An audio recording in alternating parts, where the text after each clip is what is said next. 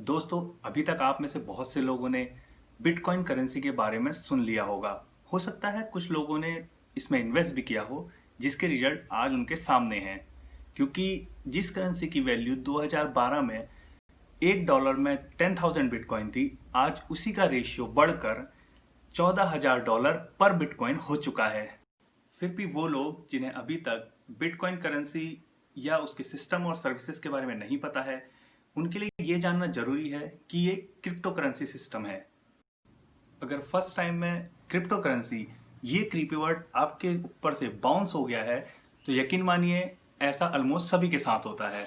लेकिन फिर भी क्वेश्चन यही है कि आखिर ये क्रिप्टो करेंसी क्या है और ये सिस्टम कैसे काम करता है। तो इन सभी सवालों के जवाब जानने के लिए आइए शुरू करते हैं। मैं हूं आपका दोस्त कृष्णा और आप देख रहे हैं technical wisdom. Actually crypto currency एक डिजिटल एसेट या डिजिटल करेंसी की तरह है, जो कि रुपीस और डॉलर जैसी फिजिकल करेंसीज के अल्टरनेट ऑप्शन के लिए बनाई गई थी। कई बार इसे वर्चुअल करेंसी भी बोला जाता है, क्योंकि फिजिकल वर्ल्ड में इसे आप रुपीस या डॉलर जैसी दूसरी करेंसीज की तरह पकड़ या देख नहीं सकते। ये बस आपके बिटकॉइन वॉलेट में as a ledger balance display होती है। जैसे कि आप आमतौर पर अपने किसी यूपीआई या पेमेंट गेटवे ऐप या फिर अपने पेटीएम वॉलेट ऐप में अपना बैलेंस देखते हैं। इस पूरी प्रोसेस में एक सिक्योर ट्रांजैक्शन के लिए, मतलब कि सेंडर और रिसीवर की आइडेंटिटी और उनके एसेट ट्रांसफर की प्रोसेस को वेरीफाई करने से लेकर किसी नई यूनिट की करेंसी यूनिट की जनरेशन के लिए क्रिप्टोग्राफी टेक्निक का यूज किया जाता है। इस सिस्टम या क्रिप्टोग्राफी टेक्निक को समझने के लिए आपको इसकी हिस्ट्री के बारे में थोड़ा पता होना चाहिए। एक्चुअली 2008 की इकोनॉमिकल क्राइसिस के टाइम पे लोगों को एक डिसेंट्रलाइज मनी सिस्टम की जरूरत महसूस हुई, जिसमें रूल्स और रेगुलेशंस की स्ट्रिक्टनेस ना हो और ना ही किसी सिस्टम की बाउंडेशन हो। लकीली उसी इकोनॉमिकल क्राइसिस के टाइम पर 18 अगस्त 2008 को एक डोमेन bitcoin.org के नाम से रजिस्टर्ड हुआ और इसी के साथ ही पब्लिक को इस पूरे सेंट्रलाइज सिस्टम से एक अल्टरनेट ऑप्शन मिला। यहाँ पर आपको सेंट्रलाइज बैंकिंग सिस्टम और डिसेंट्रलाइज बैंकिंग सिस्टम में डिफरेंस पता होना भी जरूरी है। एक्चुअली दोस्तों, सेंट्रलाइज बैंकिंग सिस्टम वो सिस्टम है जो किसी रेगुलेटरी एजेंसी, गवर्नमेंट या किसी पब्लिक बोर्ड सिस्टम के अंडर रहकर कुछ रूल्स और रेगुलेशंस के स्टैंडर्ड के ऊपर काम करता है। इस सिस्टम में किसी भी न्यू करेंसी के जनरेशन से लेकर उसकी सप्लाई तक को कंट्रोल और ट्रैक किया जाता है, जैसे कि हम आमतौर पे अपनी बैंकिंग सिस्टम या अपने रिजर्व बैंक सिस्टम को देखते हैं। जबकि डिसेंट्रलाइज सिस्टम में किसी भी गवर्नमेंट या कोई और रेगुलेटरी अथॉरिटीज की बाउंडेशन नहीं होती है। इसमें किसी भी तरीके के ट्रांजैक्शन को ट्रैक या कंट्रोल नहीं किया जाता।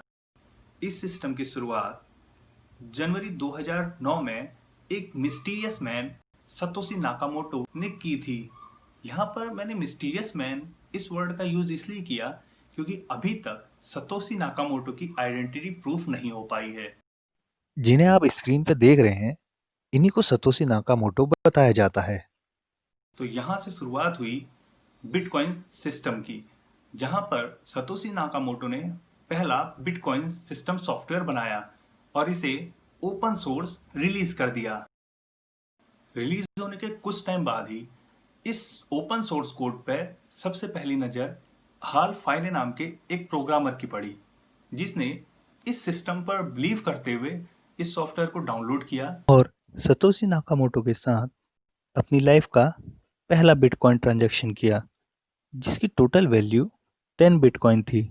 यहाँ पर आपको ये पता होना चाहिए कि जैसे इंडियन करेंसी रुपीस में ₹1 में 100 पैसे या डॉलर में 1 सेंट्स होते हैं, वैसे ही एक बिटकॉइन में 0.8 डेसिमल तक डिवीजन। तो अब जानते हैं कि कैसे इस सिस्टम में ट्रांजैक्शन किया जाता है और लोग इससे कैसे अर्न करते हैं। बिटकॉइन को अर्न करने के लिए आप 3 तरीके से काम कर सकते हैं। पहला, कि आप बिटकॉइन परचेज कर सकते हैं। दूसरा, आप बिटकॉइन किसी से ट्रेड कर सकते हैं। और तीसरा है माइनिंग प्रोसेस। माइनिंग, जैसा कि मैंने आपको बताया कि इस तरीके के सिस्टम में पेपर टू पेपर मतलब person to person direct transaction होता है। कोई भी बैंक या कोई भी दूसरी अथॉरिटी बीच में नहीं होती है।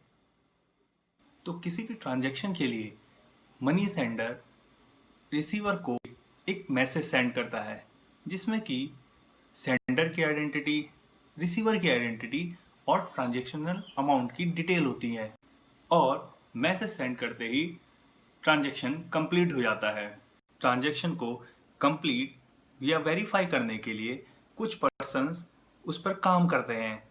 इन पर्सन्स को ऑपरेटर या माइनर्स कहा जाता है। तो दोस्तों, बिटकॉइन के ऊपर आप लोग को ये जानकारी कैसी लगी, प्लीज़ मुझे कमेंट में बताइए। अगर आपको वीडियो पसंद आया है तो इसे लाइक और शेयर जरूर कीजिएगा और प्लीज़ चैनल को सब्सक्राइब करना ना भूलें। धन्यवाद।